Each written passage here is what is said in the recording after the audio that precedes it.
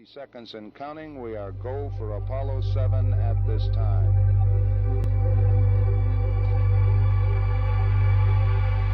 T-minus 50 seconds. The vehicle now pressurized, and the vehicle is go, as is the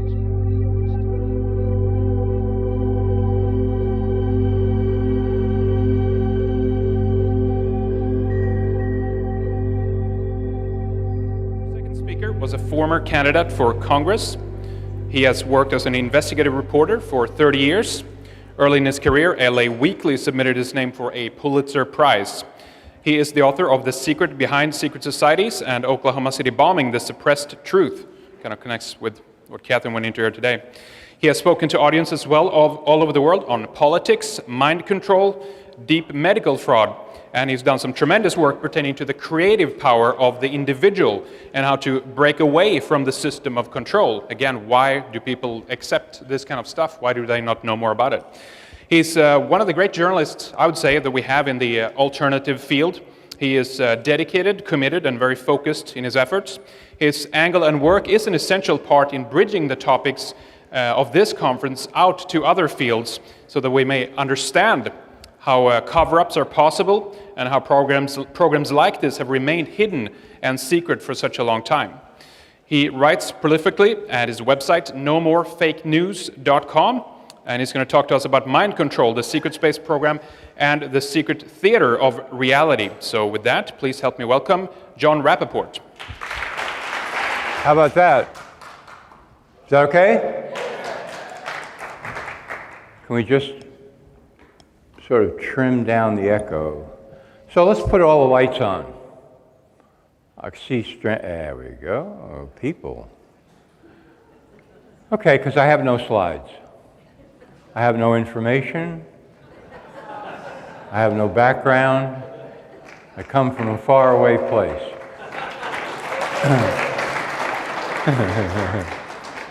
And this one is for Harry. Okay, so Edgar Mitchell goes into space. He comes back with other colleagues. They're debriefed at NASA.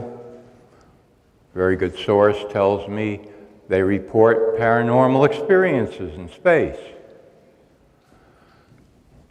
Slightly uncomfortable for federal government, but they've heard this before. Not the first time guys have gone out and come back. I'm not talking about we saw saucers. I'm talking about somebody like Mitchell or one of his colleagues saying, out in space I could look down at Earth and see with my naked eye people walking around. I was told this in 1973 by a physicist of repute, and then NASA said to Mitchell, you know, we can't really go public with this, right? I mean, you can understand that, right? But what we might be able to do is get you a little seed money so that you could do research on your own, leave NASA, and report back to us, keep us informed on what you find out, because we're interested. We're definitely interested. And again, it's not the first time stories like this have been told, people coming back. And all of a sudden, something called the Institute of Noetic Sciences pops up. Ding, ding, ding. Research into the paranormal. The best paranormal reviewer of research in the world, Dean Radin, is now the chief of scientists there at Noetic Sciences. He wrote a book called The Conscious Universe, in which he proved, not just speculated, from a comprehensive overall review, extensive review of all of the literature of laboratory paranormal experiments on all manner of tests, the balls dropping into slots, telepathic sending of photographs. These are all laboratory experiments, ruling out the badly formed experiments from the good experiments, a major undertaking. And his book, The Conscious Universe, comes to the correct conclusion that overwhelmingly the data show that there is a significant existence of the paranormal. That's what the research indicates. Greater than probability, greater than chance, greater than, all of that. 1993, 94, around the time I was running for Congress in Los Angeles, casually meet a woman from the Soviet Union who is one of their officially certified psychics. And we're having a nice conversation. I mean, they do have these people over there, or they did. And I said, so what do you do there? She said, I talk to the cosmonauts when they come back. Really? Oh, yes, absolutely. Then she finds out that I'm a reporter and she doesn't want to talk to me at all. I said, can you, give me something, anything. What are they saying, the cosmonauts, right? No, can't talk. Secret. I said, just give me one example of what cosmonauts have said when they come back from space. What happens to them in space? And she says, talking to dead relatives. Really? Yes. I said, so suppose I go out into space. Do I have to talk to my dead relative? Especially my Aunt Gert. Because she's going to be looking for salami from the Carnegie Deli in New York, no matter where she is, in the cosmos, and she's going to try to get me to find it, right?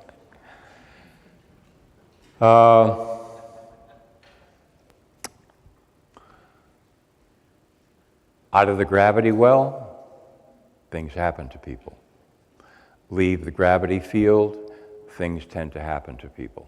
Not everybody, not all the time. This is a working hypothesis, but it's got some merit, significant merit.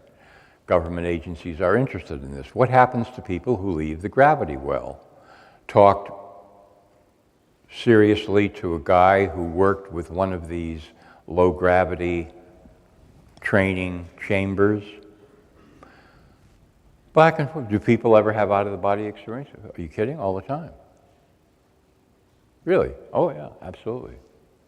What does out-of-the-body experience mean? It means that the person is perceiving some section of reality from outside their body, and they know it. What psychiatrists would call psychotic behavior, for which they want to provide many medications. My boy, we have to stuff you back in because this is not good, what's happening to you. Well, doctor, I had a great time. I had no problem out there. It was tremendous, in fact. In fact, I could tell you a lot about what I realized about my life, existence, reality, all sorts of things. Indeed, my boy, all hallucinations, for which we will medicate you. Because I can tell you, paranoid schizophrenia, we have the labels for this. Gives you another slant on psychiatry. The primary role of psychiatry is to stuff people back in. Now, I've researched this for many years as a reporter. I can tell you, I'm not just, chatting about that. I can give you chapter on verse on why psychiatry is an absolute pseudoscience, has absolutely no basis in science whatsoever. There is absolutely no laboratory test of any kind for a definitive diagnosis of any of the 300 officially certified mental disorders. 0 tests. No blood test, no urine test, no hair test, no anus test, no toe test, no eye test, no genetic assay, no brain scan, no nothing. And if you read the DSM, which is the Bible of psychiatric profession, you discover that nowhere in there, I don't care what it is, autism, schizophrenia, anything from the oldest classical labels to the newest ones, oppositional defiance disorder, whatever, will you find a definitive laboratory test that allows the psychiatrist to make that diagnosis. Wow. I wish I could float a scam like that. I mean, we're talking big time bullshit, right? Not little stuff. This is big time. You're in the majors when you're doing that. You're in the major leagues when you're doing that. And to convince the government to back you up and make you a virtual monopoly in the field of mental health, to even back you up with courts, 72-hour lockdowns in psych wards, guns if necessary, to enforce that monopoly over the mind, that is some big-time conning. Big-time conning. On a PBS episode of Frontline called Does ADHD Exist?, they interviewed Dr. Russell Barkley, who was at the time professor of neurology, blah, blah, blah, at the University of Massachusetts, and they said, well, a lot of people are asking, does this disorder really exist? Because they're saying there's no blood test. To which Barkley, you love it, doesn't happen that often. When they just step right into it.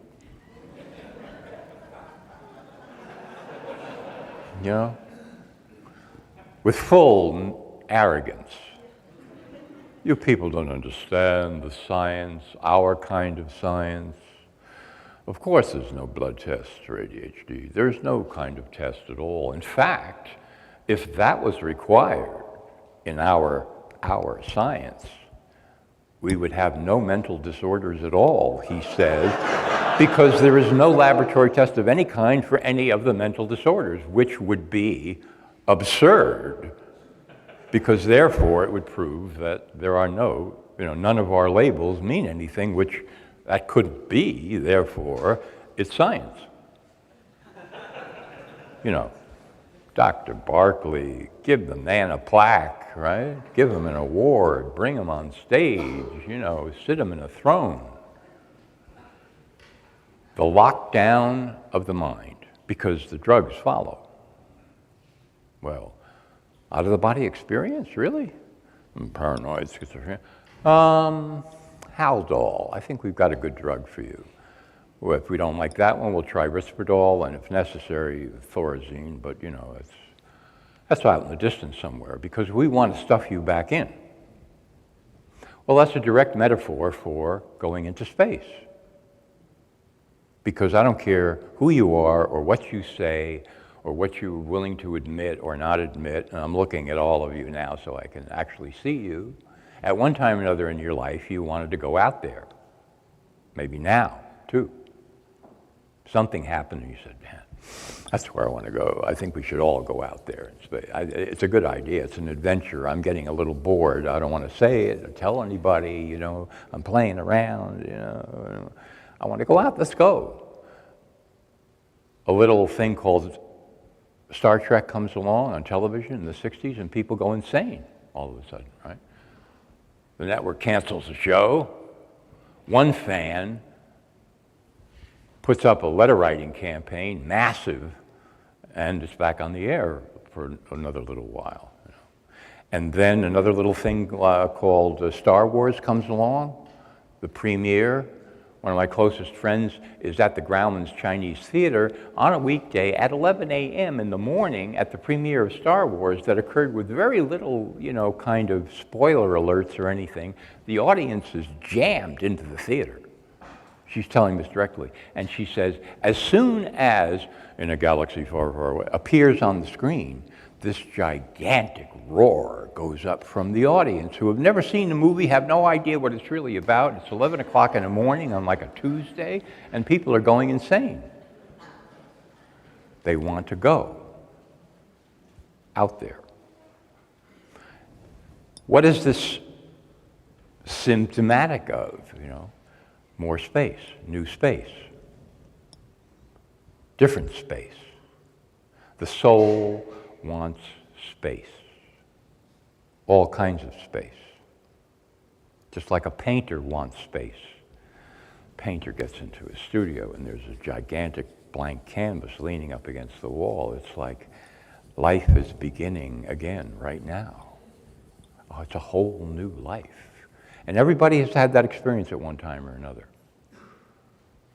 And everybody tends to, forget those experiences. And some people don't want to remember those experiences, right? I'm not like that anymore. Perhaps I was once. But, that's ragged behavior. I'm very organized, and I like this, and that, and that, and this, and never happened. Never felt any joy, really. Don't know what it means. No thrill, no adventure, no excitement. Organization. Give me organization. I run my entire life through a GPS. When I go to the bathroom, I turn it on. It says, walk down the hall, take a left, and go in there and sit down. Right? But at one time, even that person, if you, took away the cobwebs, would say, yeah, I was 10 years old. It was the end of the school year. It was the last day of school. I walked to school. It was a gorgeous summer day. And I knew that space and time were unfolding in front of me endlessly. 3 months? It wasn't 3 months. It was 3 lifetimes of freedom. Space. Space. Not the space of the classroom anymore. Knew what that was all about. Endured that from September to June. Now we're talking about a whole different kind of space. Out of the gravity well, the tendency is to experience paranormal phenomena. That's a working hypothesis. It's reasonable. My opinion, it's way more than reasonable. 1984, somebody says to me, interview Ted Clark. He's a hard scientist at JPL Labs. He is a systems administrator on the Jupiter probe. He's a great guy. Okay, this could be an interesting story. I go up to his house in Altadena, and he says, let me show you some books of ancient Athens and Renaissance Italy. He's got photographs. He leads tours there. I said, what is this all about, Ted? He said, I want to show people what a Renaissance looked like, because we're in one now. Only we don't know it, apparently. Because we're on the verge of having the kind of technology that can do absolutely fantastic things. I said, for an example, it's a JPL hard scientist. His answer, orbiting hotels. This is 1984. And he says, people go out and they come back. Why do you go on a vacation, right? Basically to relax and for the view.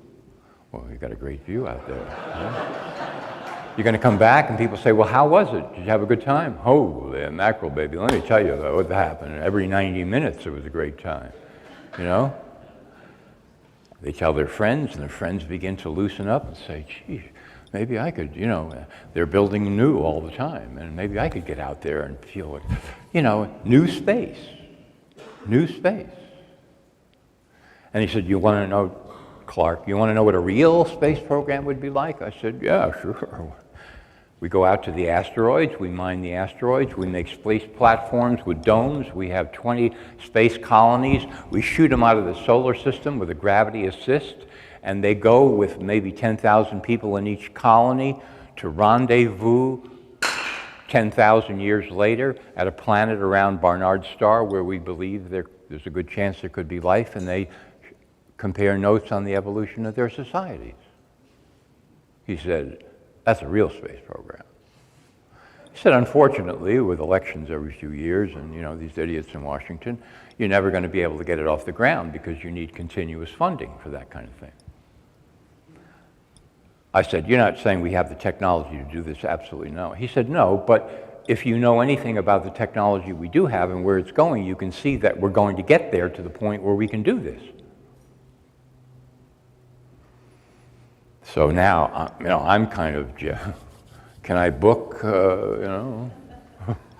just want a small room, in the back. New space, new consciousness, new abilities. It's there. It's absolutely there. part of my work is investigating this area in a certain kind of a way. For example, I interviewed a guy who did extremely well as a volunteer in one of these laboratory paranormal experiences where, you know, here's a sealed room and 2 miles away, or here's another sealed room, and over here they give this guy a 6-pack of photos and they tell him, try to telepathically send that photo to a guy over here in the sealed room. And okay, now they unfold the same 6-pack to this guy and they say, which photograph was sent to you? That one. So I talked to a guy who scored abnormally high on this. And I said, okay, well, here's what I want to know. How do you do this? How did you do it? He said, well, I'm sure that the way I did it was not the way other people do it, because I have a kind of a, you know, idiosyncratic way of doing this. He was a little embarrassed, and I said, well, tell me, you know, what do you do? He said, well, I imagine a secretary sitting in an office in Omaha, Nebraska. This is the kind of lady who is very sincere, earnest, would never tell a lie. I imagine her, and she tells me which photo was sent to me. I said, really? He said, yeah, that's it, baby. That's how I do it. Imagination, creative power. These are essentially paranormal, whether anybody wants to admit it or not. This is not the brain doing the chemical, or now I am a pain. No. And one of the reasons, not the only one, but one of the reasons that I'm bringing this up is because after all the information you've seen so far and what you will see for the rest of today, naturally the question arises, what can I do about all of this? What can I do? Or what can we do now that we've seen all this information? Here's the hard part. Some of you will not like this. My apologies in advance. Talk to my agent. I've got lawyers. They have lawyers. We're ready. The question, what can we do or what can I do, has two aspects. It seems to be directed at somebody, like me or one of the other speakers, or, you know, I get emails occasionally from, well, you wrote about this and you wrote about that, and GMO food and psychiatric drugs, and think on iron now. What can we do? But what I'm really saying is, and this is the little Zen twist, you're really asking yourself the question. That's the heavy part. When you ask somebody else, that's like,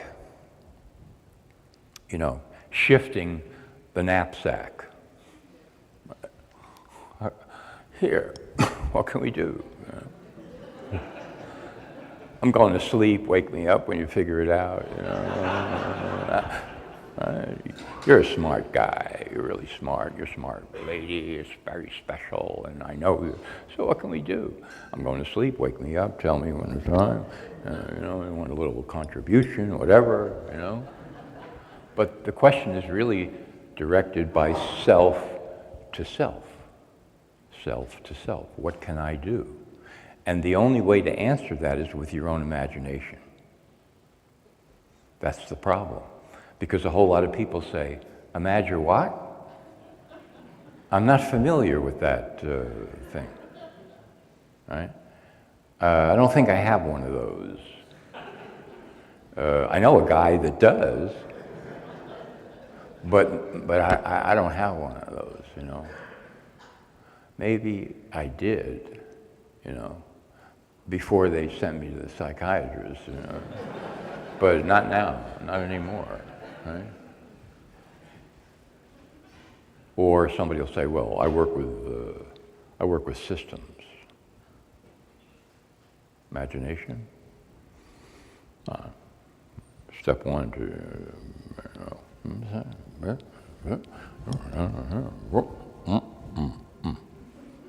That's what I do. Imagination. But that's what's necessary to answer the question, what can I do? And everybody in this room, for himself, herself, could come up with a unique answer. But it's like a mining operation. How deep do you want to dig? Well, I thought about it for 30 seconds this morning, and what I came up with was if we manufacture a new color of nail polish, that might be step one to changing the world, or a high-heeled shoe with a little bit of a better angle, a couple of sparkles here and there. If I put some glitter on my eyebrows, maybe an alien will come down, will see the reflection and say, these people are good, let's give them what they need, That was my reflection this morning on my own imagination, right? So it depends on how deep you want to dig, you see. But this is a very interesting process. What can we do? What can I do? Well, whatever that is, aside from community group, okay, all of that, whatever, cause, ideals, yeah. But aside from that, there's the real power is with the individual to answer that question. What can I do? And some people are going, yeah, I see what you're saying. Let me get back to you on that. Because for a lot of people, they haven't engaged in that activity for a very long time, if ever.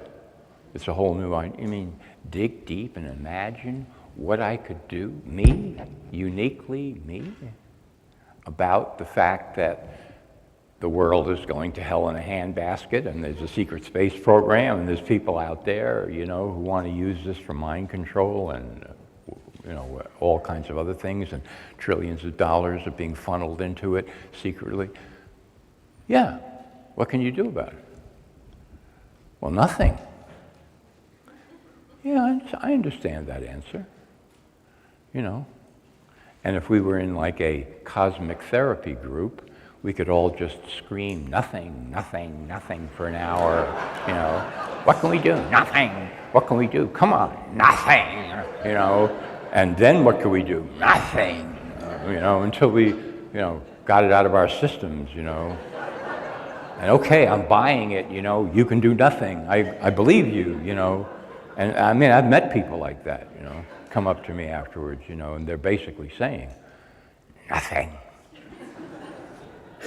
And then they look at me like, did I really get it, Like they're sort of, saying, I have no responsibility for any of this, and don't you dare try to pin this on me because we can do nothing about nothing.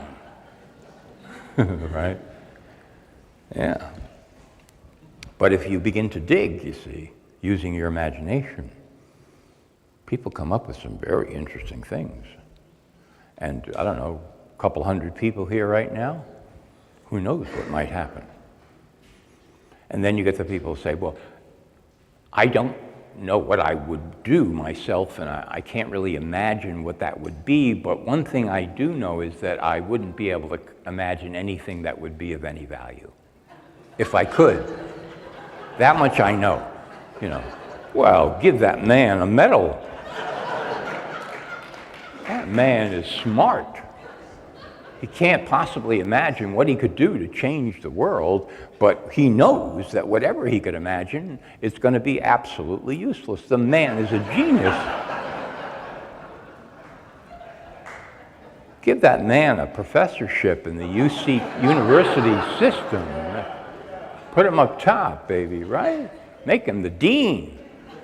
An aide to Janet Napolitano, run the whole thing. This man, he's right there. This is what we want in our society. A guy who says, I can't possibly imagine an answer, but I know in advance that if I could, it would be useless. This is the citizen of the future. This is what we're training the world to get to, right? Yeah, baby. This is what we want. Yeah. Okay, we have a club now, right? We know, we're all right. We're now all members of a society that is bound to become billionaires, all of us, based on the premise, if we could imagine any solution to the world's problems, we know it would be useless. Man, the grant money is going to flow in like crazy, baby. We dress that up with a little fancy lingo, we're off and running. But it is, unfortunately, the answer. Imagination. You would think, well, I was hoping it wouldn't be that. Really. I was afraid you might say that.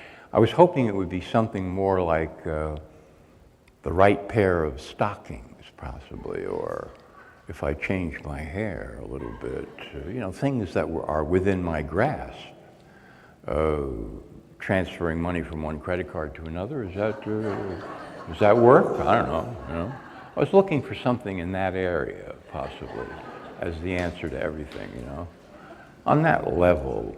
But to say that, you want to cut me loose as an individual to look deep within my soul and use my imagination to cook up some absolutely fantastic way of overturning the status quo. Me? Little old me? No. Yes, little old you, who's not so little. To look at it another way, the bad guys are already using their imagination. They've been doing that for a long time. And what they have created is this strange thing called reality. Who knew, right? That's what they do.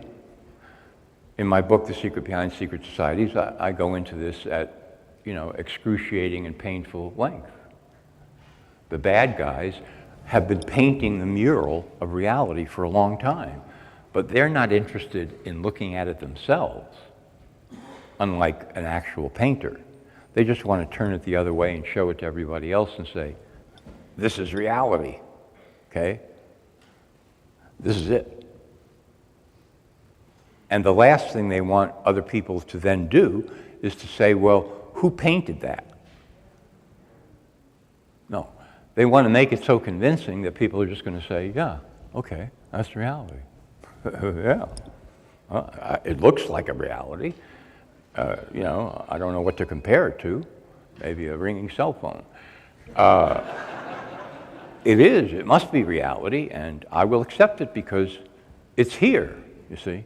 This is the requirement for, we're all intelligent people, so we all know, see, what's the definition of reality? What's here? Anything else? What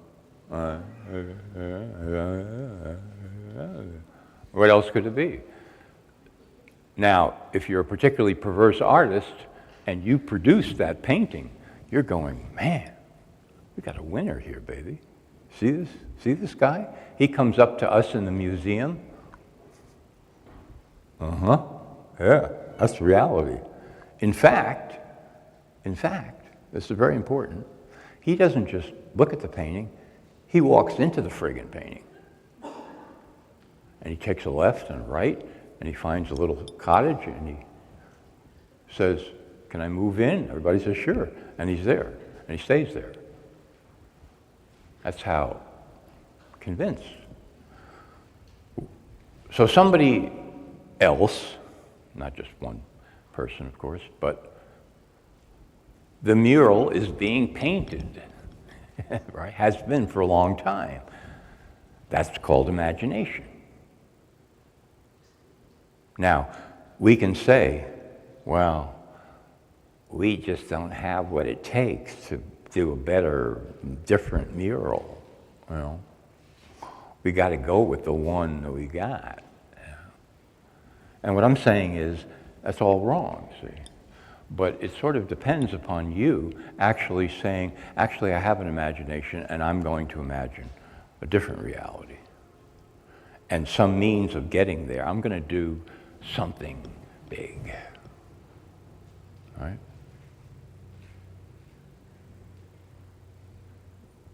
Theater. Let's have a little theater. Let's upset the apple cart, for example, with some theater.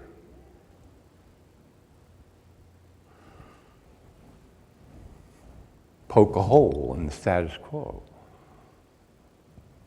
This is what the trickster god, Hermes or Mercury, was all about in the ancient Greek culture. He had enough firepower to be the king of the Olympians in that mythology, but he didn't want to be because he could see that everybody else was glued to this single reality, and he wasn't. He was passing through buildings and cars and planes and whatever they had back then. He would just go through it and around it, and he would look at everybody hypnotized by, the reality. He would say, man, wake up, don't you see? And if necessary, he would resort to stealing things from people. Go into their houses at night. Okay, so he put the TV here. Let me move it over here. This is going to be good, And then let's go into the kitchen cabinet and let's take all the cereal and put it underneath with all the, the cleaners and the crap, right? And then let's see what else. Let's take his wife's clothes and put them in his closet, and his clothes and put them in his wife's closet, right? And that guy wakes up the next morning, he gets up, he goes, what happened?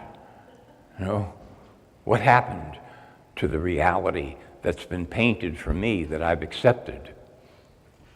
Everything is different with the clothes. Honey, did you change the clothes? No, you must have done it. I didn't do anything. Why is the cereal under the sink with the Clorox? Are you now putting Clorox in my cereal?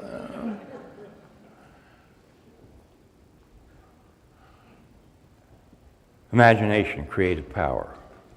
This is what consciousness is about.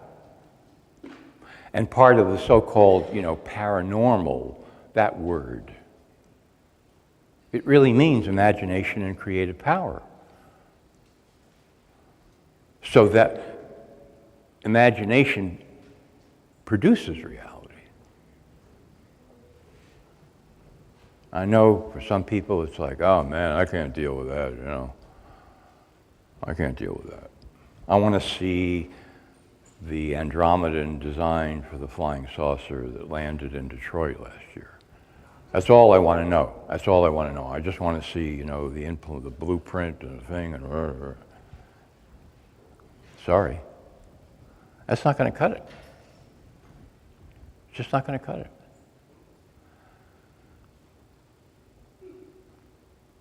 So, let me give you a model.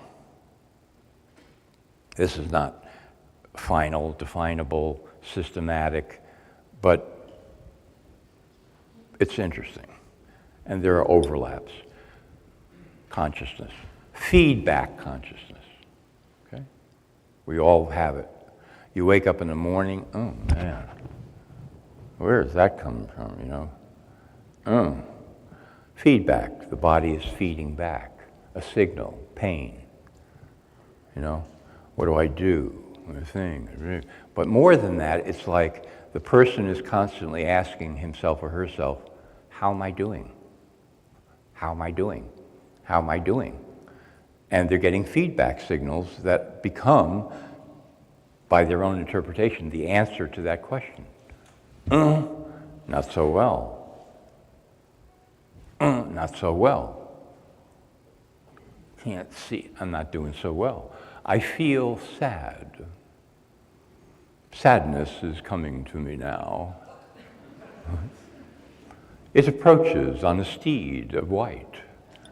So therefore, I must not be doing too well because people are not supposed to be sad. Therefore, I'm on the outs. Tisk, tisk.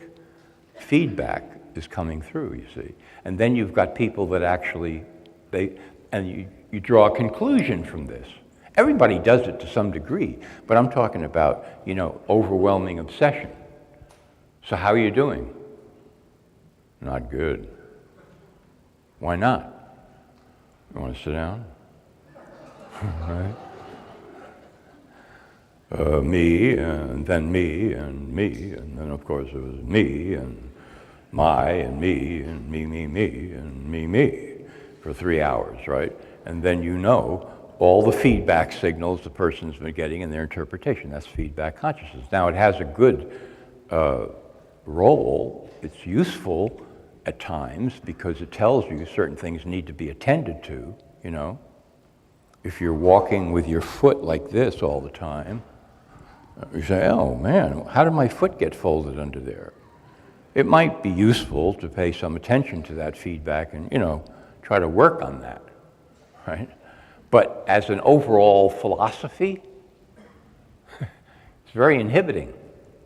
And of course, the tendency of psychology and psychiatry practiced by the overwhelming number of morons that are turned out in those professions tends to reinforce that. So how are you doing? Which translated sort of means like, how's the feedback, baby? What feedback are you getting? You know, and after a year or two, patients become experts in relaying. I had a dream last night. Well, yeah, it was very uncomfortable. It was in a small room. It was very hot, and lights shining down on me, and there was kind of a big giant worms crawling across the floor, and he went upside my shirt and he started talking to me. He said, I'm your dead Uncle Bob. The psychologist says, yes, let's look into that. Let's check that out for a while, all right? Feedback becomes a professional, you know, engagement. It's a party. It goes on, you know, and therapeutically speaking. So there are certain elements of society that emphasize that. Okay, so let's go up one from that. Problem-solution consciousness. This is, now we're in engineering territory. And I know there's a bunch of engineers here, right? We got a problem, Bill. Yeah, Bill says, that's what I live for, baby. I can't get up in the morning unless there's going to be a problem, right? I need coffee and I need a problem. You got it. Here's the problem. The plane crashes. That's a big problem. Yeah. You know, you might remember it was like a $2.5 billion contract and the plane crashes. That's a big, yeah, it's a big one, yeah. We got to fix the problem. We got to fix the problem. All right, let's go, you know, yeah. Ready, we're ready. Problem needs a solution. Not criticizing this. Adrenaline, the juices flow, the whole deal. Now I can apply my knowledge. Yeah, but there are people who, you know, view that pretty much as everything there is. See? So wherever they look, there's a problem, right? And if it happens to be, say, I don't know, some little item like their kid, all right? Every time they look at their kid, they see a problem. Kid, my boy, my son, the love of my life, you're a problem. And I'm only saying this because I love you, baby. And I'm gonna, you and I and your mother, we're gonna solve the problem, all right? And every day, the kid looks at his father and says, I don't like this vibe coming at me. You know, I don't know what it is. But the father is saying, yeah, he's a problem. Look at him. Just look at him over there. I don't know what he's doing, but it's a problem. You know? Look at him. He's walking from one room to the other. He's in the garage now. That's got to be a problem, right? Walks in at night, sleeping, good boy, stands there.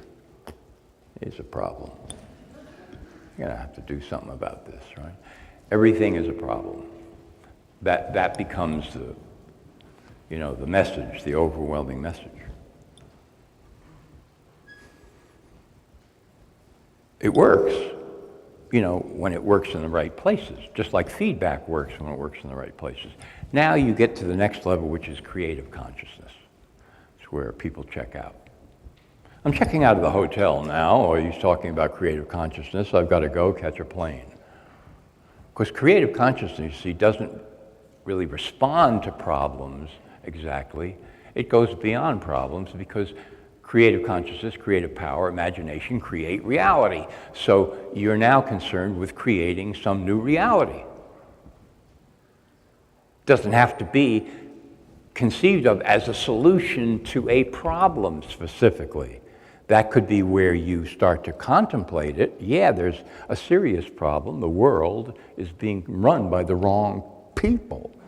That's kind of a problem, I think, or as Harry was saying to me yesterday, the breakaway civilization is all human civilization since the beginning of time, right? So what we're trying to do is break away from the breakaway, right? That's the whole deal. That's what we're dealing with here. So it certainly can start there, the creative impetus, but it goes way beyond that very quickly because imagination is now concerned with creating new reality and also destroying old reality. Let's not forget destruction. Destruction is a good guy if he's in the right ballpark. Yeah, let's destroy that. Yeah, it's going to be good. Oh, we're going to destroy this. It's going to be great. People say, oh no, that's bad karma. You can't do that. Everything must stay, If we disturb one little hair on anybody's head, bad things will happen to us. The Great Spirit will rain something down. No, he won't. He doesn't care. Creation and destruction go together. It's all part of the creative process. The creative consciousness wants to create new reality. That's what everybody wants. Everybody wants to be an artist of some kind or another, if you use the term in the broadest sense. Come on. No, I do not and never have wanted to be an artist. I have wanted to be a statue. Yes. I have wanted to be the bust on a pedestal in a library. I have wanted to be an academic, able to secure lifetime tenure and look down at my nose at everybody all at once. I have wanted to be Brian Williams, to lie every night on television and pretend he's just a newsboy in old country America, riding his bike down the street, throwing papers onto the porches. Hey, just a good guy. I wanted to be Diane Sawyer, Don't Cry for Me, America, because I'm crying every night for myself. Diane is leaving ABC News. I had to take a ton of Prozac to even get here when I heard that. Everything she does, everyone she interviews, it's like, she's ready to weep. Oh my God. And then what happened? Oh, it got that bad? Really? Tears. Never wanted to be creative. I have wanted to be Scott Pelley of CBS News. Scott Pelley is like a cardiac surgeon who's always wanted to do an operation without anesthetic,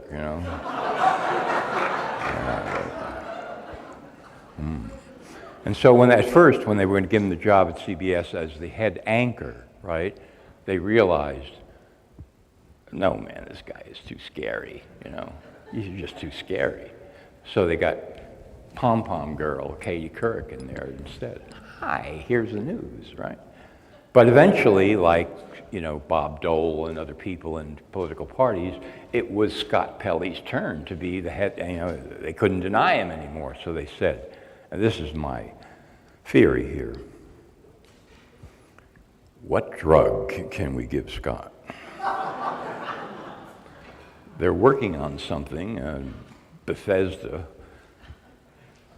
It's called ISF, a new drug. Stands for I'm sort of human.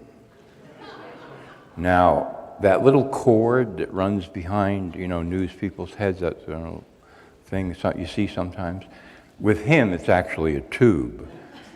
And they're pumping this in because the drug only lasts for a couple of hours, and then he's no longer sort of human, and then it's too scary, So they got to keep him that way. So you'll get people that say, no, I want to be Scott Pelley, I want to be Diane Sawyer, I want to be Brian Williams. I've never wanted to be creative. I don't know what that is. Don't talk to me about it. It makes no sense. I'm not an artist, never have been. I wouldn't know how to start. I've never had any talent. They always told me I had no talent whatsoever. Therefore, if you ask me to imagine what I would do to change reality or make a new reality that would take the secret space program and put it into a little bottle with a cork on it, of course I would have no way to do that because I've always wanted to be a statue. Maybe a super soldier with no feelings whatsoever and endurance. I can stay up for a week, kill people without any feeling whatsoever. That's a good one, yes. Scott Pelley, whatever. But I've never wanted to be an artist. Never. Those scruffy people should be put into pens. Never wanted to be creative. Not a good thing. Your family ends up hating you. There's no doubt about that. What a disappointment you've been to us with this art thing of yours. You're a problem. You're a problem, right?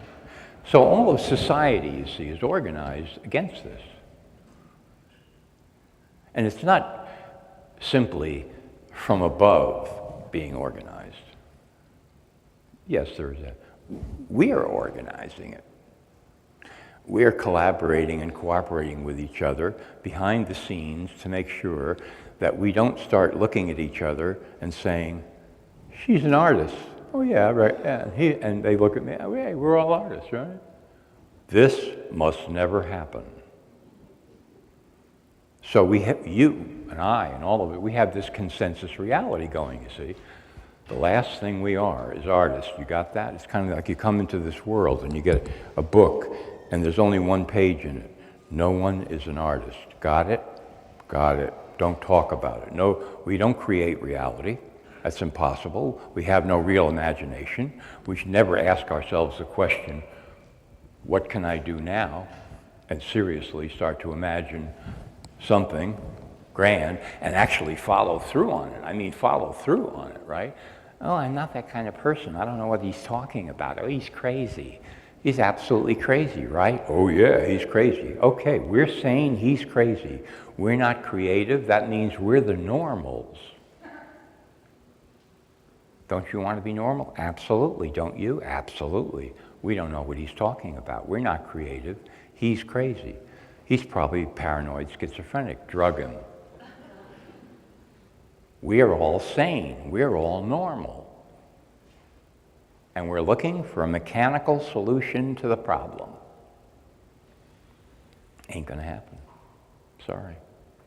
Never, ever going to carry the day. The bad guys, we want a mechanical solution that will destroy the bad. Never gonna happen. Because the bad guys are the epitome of the mechanical. That's what you've been seeing, all of this stuff, this dreck. They want to put a ring of satellites around the planet and start beaming down frequencies at people to see how do we influence behavior. How does that work in Nigeria with our models? 72 hours, we beam this frequency down. Okay, let's analyze. And let's try over here in Bulgaria, whatever they call that now, yeah.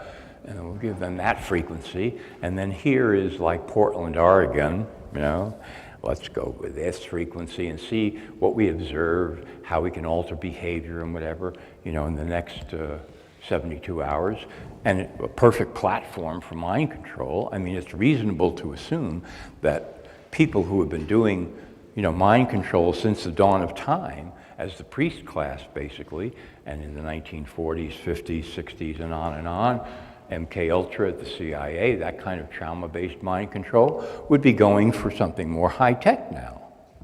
In fact, I interviewed John Marks, who is the author of Search for the Manchurian Candidate, who started the whole MK Ultra expose, and he told me basically that he was applying Freedom of Information Act to the CIA over and over again. They were not giving him anything, and then finally, as a joke, they sent him 10 boxes of financial records, CIA records. And he said, so I looked at the records and I was able to figure out a lot of what was going on. And then I was able to find the people to interview, and then I put the whole thing together. And they didn't like that. So then when I started applying again for more records, a guy at the CIA finally told me, Mark said, in 1962, MK Ultra went ultra dark. It was transferred from the Directorate of Technology, whatever, to the Office of Research and Development, ORD, and since 1962, that's where it is. And Mr. Marks, you will never see another document from any of that. I promise you. Forget it. It's over. You had your day, you had your fun with your book. Nobody is ever going to see those documents again, that what we're doing now in mind control. Well, with an attitude like that, I mean, slightly obstreperous, wouldn't you say? And now with all the high-tech whatever, I mean, it's reasonable to infer that they look at space, of course, Pentagon types and so forth. We own it. It's ours. The soul wants new space. The people, it's our space. We weaponize it. We do what we will with it. Let's put a ring of satellites around it, all connected, and let's start beaming different electromagnetic frequencies at people, and let's see what the effects are. Let's have some highly organized studies done to see what we can do. Okay, so these are the people. Okay, now we say, well, some mechanical solution is going to stop that forever? Like, gee, I know the answer's in here somewhere.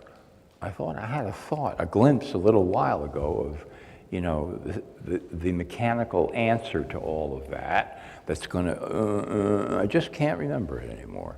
No, it's not like, oh, we're going to build a system that destroys the system. Well, if you think so, go for it. Let's see how it works out. But what I'm saying is, even if that were your approach, we're talking about imagination here.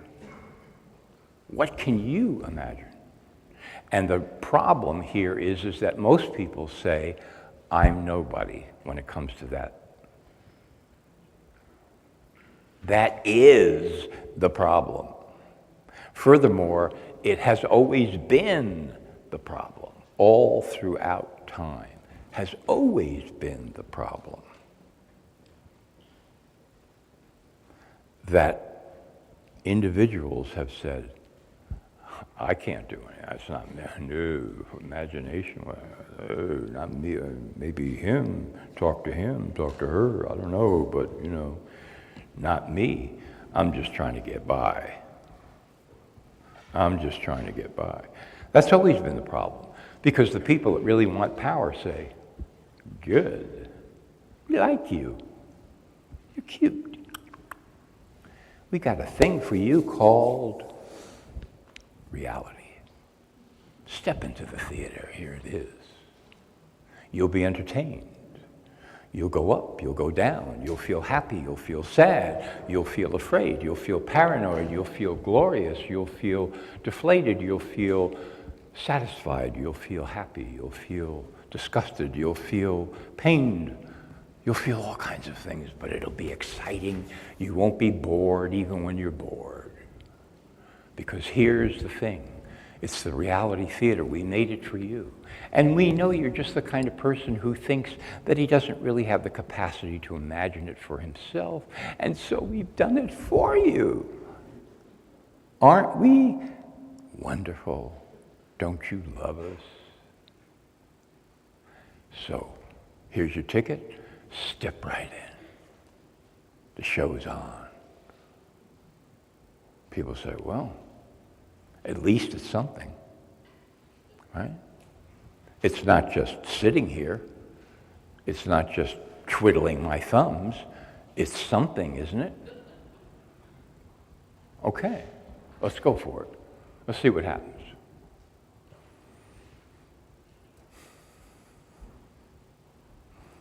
That's always been the problem. So the answer to the question, what can we do or what can I do, comes from you. Having asked that to yourself. Having then said, well, I have to imagine and create something else, which I can do. Because this whole theater that I walked into, I mean, somebody built that, didn't they? Didn't they? I mean, the Vatican, that's a theater. Didn't somebody build that? At the end of the Roman Empire, when everything was crumbling, didn't a few guys get together and say, you know, we've been doing this all wrong. It's not working out. The empire is too big. We can't get out there and conquer everybody and control the whole thing. You know, way out there in the boondocks, who knows what the hell's going on? We send people out, they don't come back. They change their names. All of a sudden, this guy, you know, his name was Schwartz, and now it's Ali Abdah. What's going on, man? He was the governor, and now he's worshiping something. We don't even know what it is. You know, the supply lines are too long. We screwed up. The whole thing is starting to implode and crumble on us. What can we do? We have to invent a new theater. Mind control. And everybody says, oh, baby, we like that one. Mind control. Yeah, we have to paint a picture of the universe, not just the world. People, you know, we got to give them their money's worth. We got guilt, we got original sin. I love that stuff. We got the myths. We can pick and choose out of the Bible whatever we want. We can put it into different forms. In fact, we can say that all history terminates in the church. We can reinterpret the past, and we can say all these events that historians have said mean this, that, and the other thing are actually great moments in the history of the church, which they did. You can go to Arezzo in Italy, in a little church there, and see one of the great paintings in all of Western history, The Legend of the True Cross, Pier della Francesca. Much better before they restored it, and it's a whole episodic thing of what happened to the True Cross and so forth. And there's one panel, maybe the greatest of all, King Solomon receiving the Queen of Sheba. Whew. And then you say, what does this have to do with the Vatican or that religion? King Solomon receiving the Queen of Sheba? I mean, what is this, right? But then you discover that the church scholars have reinterpreted that a moment when King Solomon and Sheba met as, quote, the arrival. Meaning, and then they go, the arrival of the Savior. What? And they're rewriting history. Yes, King Solomon and Sheba, that's a symbolic event that actually, and metaphorically, we stretch it out. It all gets back to the arrival of the Savior. So in other words, if you study history within that scope, and you're not looking at real history anymore, it's all a metaphor that feeds into this final train station called the Vatican, where they reinterpret all of history. And these guys in Rome are saying, yeah, this is now getting somewhere, baby. We couldn't do it with conquering the world, just like America, you know, can't do it, or anybody. Not going to happen. But we can do it by conquering the mind. That's a real theatrical project. We could spend 100, 1,000 centuries on that. We'll build cathedrals. That'll be like television, right? Because they didn't have it then. So some guy wanders into one of these places and, this is like NBC. This is better. This is HBO, man. This is Netflix. Oh, look at that window. Right? Guys are looking down saying, we got it, baby. This is the kind of theater we want. Mind control. Control of consciousness. We'll put him into the mix master, give him his instructions, take his money. If he wants to pay his way into heaven, we can arrange that, probably, whatever, right? It's great. Fabulous. So, when we're dealing with stuff of this magnitude,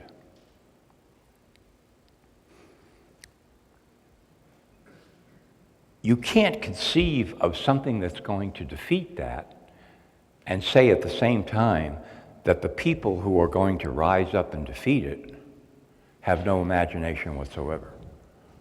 It doesn't compute. It doesn't work.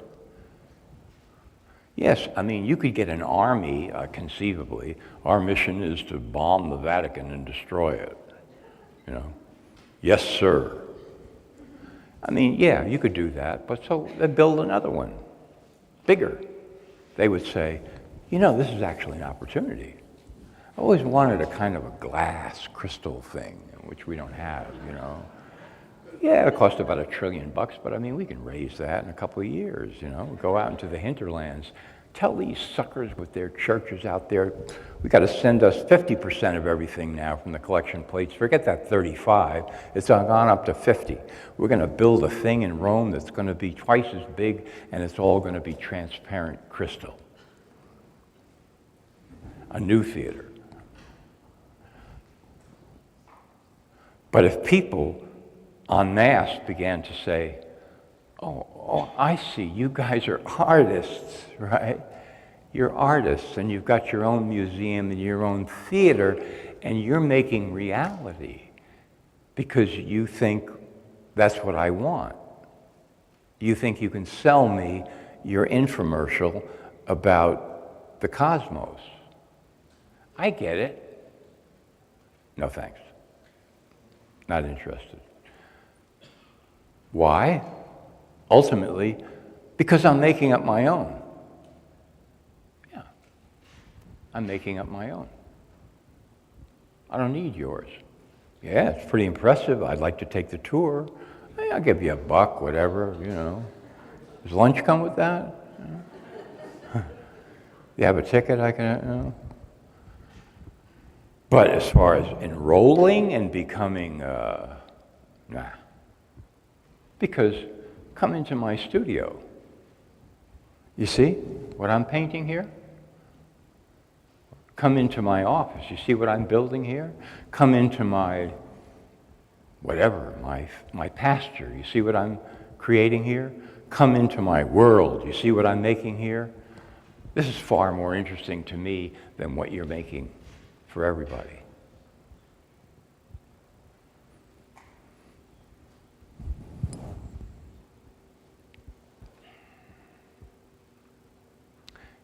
I know what I'm saying is a tough sell. But see, I'm not selling you content. That's the difference. I'm selling you you. That's all I care about. If I can sell you you, then I'm happy. But not that shrunken down little... Man, I don't want the shrunken doll.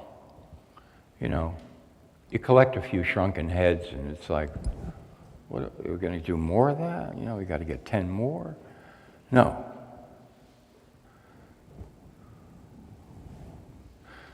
Let me give you this example.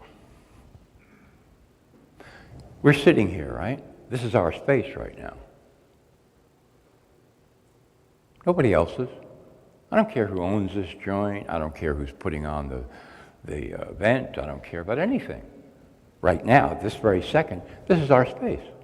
We got it. Whatever it is, we got it right here.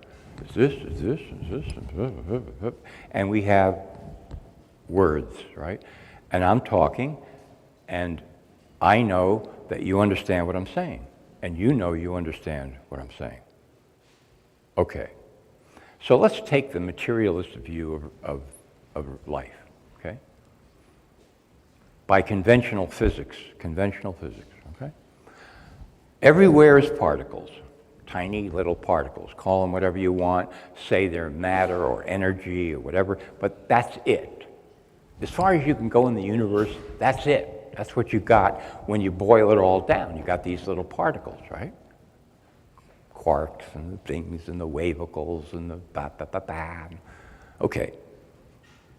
And a conventional physicist will tell you, if you press them far enough, that none of these particles contain consciousness. What? Or the ability, especially, to understand anything, like what we ordinarily take to be understanding. They're just particles, right? This thing here, particles, particles, particles, particles, particles, particles, particles, particles. Brain, same particles. No different, don't give me that. Same particles. Sorry. So how is it possible, then, that I'm talking and you understand what I'm saying? It's not. Something impossible is happening here right now.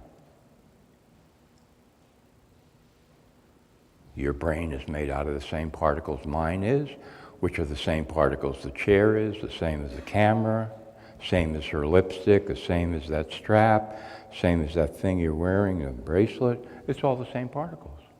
Brain, same particles. Well, it's a different configuration, you see, and therefore, yeah, that's speculation. Prove it. Yes, it's all in the configuration, you see, and therefore we know that the brain is the seat of consciousness because consciousness exists, and all we have is the brain, and therefore the brain causes consciousness. Ew, is that right? Ever hear of circular reasoning, schmuck? All the same particles. So how is it possible that you're sitting there and I'm standing up here and you understand what I'm saying? Where's that understanding actually come? Well, it's a circuitry of the... No, the circuitry is all made of the same particles. There's nothing else in there. Well, there's photons. Yeah, different particles. Same thing. Does a photon say, I'd like to enroll in a calculus course at Yale? No. It just goes, bzz, bzz, bzz, right? So by conventional physics, materialism, that's the philosophy aspect of it, there's no possible way that I could be talking, you could be sitting there understanding what I'm saying at this moment. It's impossible. It doesn't work. There's nothing to account for it. But yet, it's happening. Impossible. Therefore,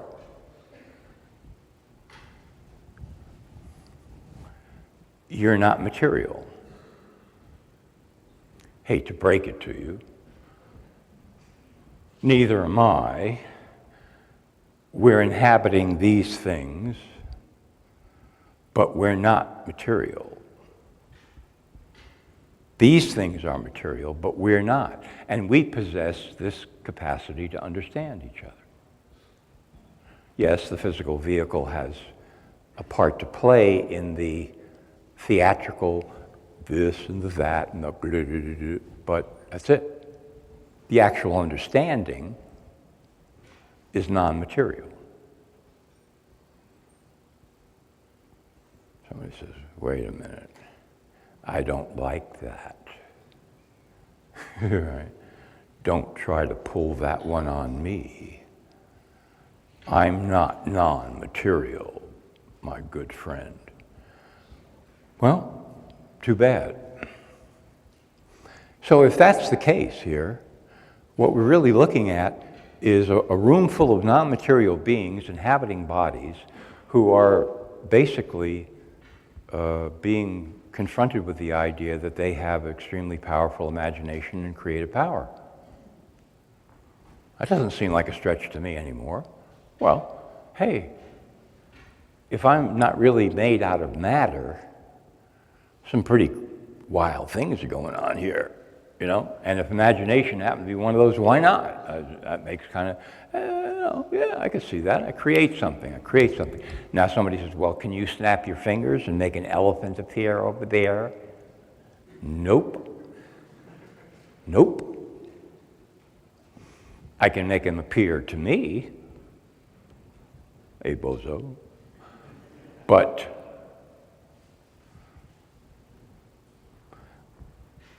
if we go back into ancient Tibet, which is a whole other topic, I think we can see that they were on the trail of making an elephant that everybody could see. That's another story for another time, perhaps. But the point is, it's non-material you asking yourself the question, what can I do? It's not John Q. Patterson of 63 Gobby Gooby Drive in San Jose, California, blah, blah, with a phone number of this and a cell and a pair of glasses with a fence around his yard and thing saying, what can I do? That's not it. Because that dude has absolutely no chance. He has no answers. He has no clue, right? He's the wrong character in the play to be dealing with that issue. John Q is a total bust. He's the dupe. He's the idiot and the pawn and the shrunken head. Now, you cast him in that role, he's great, right? I'm John Q and I'm the dupe. You can sell me anything, baby. I'll buy it. Except that I'm powerful and I have powerful imagination and tremendous creative power. That you can't sell me. But anything else, I'm your guy, you know. Ginzu knives, new paint job, vacation resort that's selling me shares that already went out of business last year. You can sell me all that. I'm good. Yeah. So what it comes down to is, it's this kind of thing. This is sort of like theater, you see. It's like all of us sign up to be in a play. And so they open a huge closet, and there's all these clothes, costumes hanging there, and little descriptions. And we're looking around, okay, I mean, this is going to be about 80 or 90 years, so I want to get the one I want. Okay, here's a real schmuck. I think I'll take that one. Right?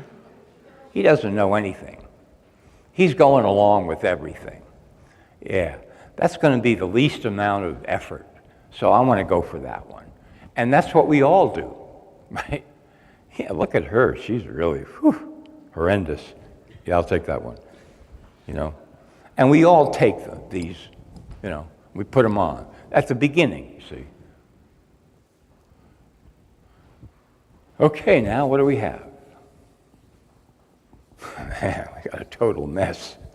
It's going to be conflict, pettiness, more pettiness, and then even more pettiness, and then a lot of complaining and whining and excuses, and you know, from here to the, you know, sea to shining sea. Because these are the roles that we chose. And then some of us grow up and we say, man, I don't know why. You know, you got any like cleaner? It's sticking to me. I want to get rid of it. Right? But a lot of us just kind of go, play the hand that was dealt to me. You know? No. You dealt the cards to yourself. I want that jacket, yeah. You know, with the twinkles and the stars and the crazy hat and the goofy grin and the big shoes. Yeah, that's what I want, because he doesn't know anything, doesn't want to know anything. And then we wake up halfway, okay, halfway, and we say, my God, we're inside a play about a conspiracy. We're living in a theater in which everything is basically controlled and is a conspiracy. This is the theater that we're in. I didn't know I was in that play. I was an actor in that play. Holy crap. Look at this, and look at that, and look at this, and that deal, and this. How much? 10? Okay, 10. 10 hours, is that right? Just getting rolling. And we're halfway awake, right? Man, I didn't want to be, but we're still wearing the same costume, right? So how do you feel? Well, as we're sitting here right now, maybe we're okay, whatever. But there's a lot of sort of isolation. You know, people come to me, I can't talk to anybody. I start to tell them about this and that, and they look at me and they say, you're exactly the kind of failure we knew you would turn out to be. Right? You're a problem. Right? I'm feeling kind of isolated. You know, I don't know who to talk to. Right? I can't talk to anybody. That's halfway house. We're in the halfway house, right? We think he's kicked the addiction, but we're going to have to watch him to see what happens now. He's in the halfway house, right? He could slide back. He is watching the news again. We're not sure, you know. Every night at 6 o'clock, you can see him kind of, and he goes up to his room. Hi, Brian. Give it to me, baby. Give me no context, no background, connect no dots, the lies, straight out lies, no follow-up questions. Give it to me, baby. And the ads, I'll take the ads too. You know, we think he's sliding back. Not sure. We're all in the halfway house. We came out of the really stupid part of the play. You know, okay, we see the facts. A lot of these facts here, yeah. Conspiracy upon conspiracy, yeah, we see that, we see it, we got it, yeah. And now, I'm feeling isolated. I don't like that, right? Okay, so what I'm saying is, yeah, if you go to imagination and creative power, the isolation will go away. If you don't, it won't. Sorry, ding, ding, ding, ding, ding. Because if you now know what reality it is that you truly want to create, or realities, and nothing will stop you from doing it, and it's big, and you wake up in the morning and you're like, zappity-doo, baby, I'm alive now. Ready to go. All jets on. I've got power. I've got creative force. I've got imagination, and this is it. Big time. Major league of the major leagues for me, uniquely. That's my answer to what can I do? And you know what it is, and you desire it, and you want it, and you feel like you should do it as well, and it's all that piled in there, and now you're going for that. Now they let you out of the halfway house. Go, baby. You're done. You're done. And now there's no more isolation. It's gone. There's no more, I know what's happening and I wish I didn't. You know? Why did I ever get into this crap? It makes me feel worse than before. You know, all this kind of stuff. No. It's supposed to hurt. Right? That's the good kind of hurt.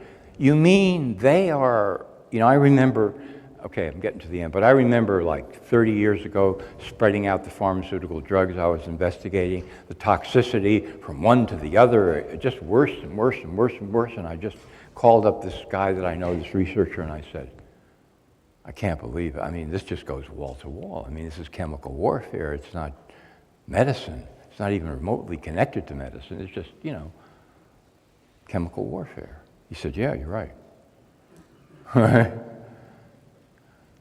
That's the halfway house, or getting to the halfway house. So the rest is out the door. Creative power, imagination. Up to you, up to all of us. Yes, together, groups, community, yeah, all of it, yeah, the whole thing, fine. But I'm just saying, but there's this other thing. If you don't do it, on the individual level, if you say, well, I'm not an individual, there are no individuals. Thank God for that, because then I'd have to actually do something, and I'm just part of the magnificent glob. Because that's what we're all shooting for, is to become one with the glob. And I can see the glob in my dreams every night. And I'm going to be no longer me ever again. I will just be of globness in the land of the melted glob. Because that is the metaphysical goal of all of us, is to be globulated. Then we will know whatever there is to know. And we won't know whatever there is not to know. And we'll be fully realized as for. What does it mean? We don't know. But it is of the glob. My friends, this is where we are all going, you see. My name is Barack Obama. We're all in this together. My name is George Bush. This is a holy crusade. My name is Bill Clinton. I feel your pain. It's called jive. Jive, baby. It's called the collective jive, to globulate us all. There is no me, there is no individual, there never was, there is only, the melted cheese sandwich in the sky. And I will be part of that. And all will be realized in the fullness of time. Therefore, I don't have to have any creative power or imagination, don't have to ask myself, what am I going to do about it? All I have to do is to find the sandwich and sneak in between the pieces of toast. And that's the church I belong to, and that's what they're showing me now. And they'll let me know when I qualify for the final slither. Even if it's craft singles, man, I'm there, baby. If that's what the glob wants, that's what I'm eating. Maybe it'll be French, who knows, whatever. I'll take it, because then I will be eradicated, finally, and then everything will be disclosed. Really? Doesn't sound right, does it? I will be eradicated and then everything will be disclosed. No. I think what happens after everything will be revealed, you see, some indeterminate blank period then ensues. Something like, I don't know, death. And then you become conscious again and you say, phew, what was that all about, man? Oh yeah, I was globulated. Man, I keep making that mistake every time I come down here to this joint. I get into the friggin' cheese sandwich again. Can't I learn that the cheese sandwich does not have the ultimate solution? I don't seem to be able to, This time it's going to be different. No more globulating. And the guy turns on the TV. Hi, everybody. It's 2 o'clock in the morning, and my name is Dr. Hermann Glob. Dr. Hermann Glob. I'm here to globulate you. You say, gee, man, it's only $29.95, Get out. No. There's you. There's me. There's you, all of the yous and so forth, Every you is non-material, eternal, tough shit if you don't like it, too bad, you can't do anything about it, you're inhabiting a body, you've got tremendous creative power and imagination, and you can answer the question, what do I do about it, if you take enough time and you dig deeply enough, and then your life is totally transformed, you're out of the halfway house, and you're no longer isolated. Thank you very much.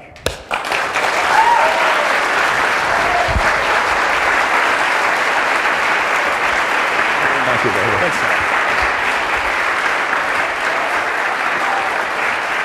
Thank you, John. Thank you very, very much. Great stuff. Great stuff.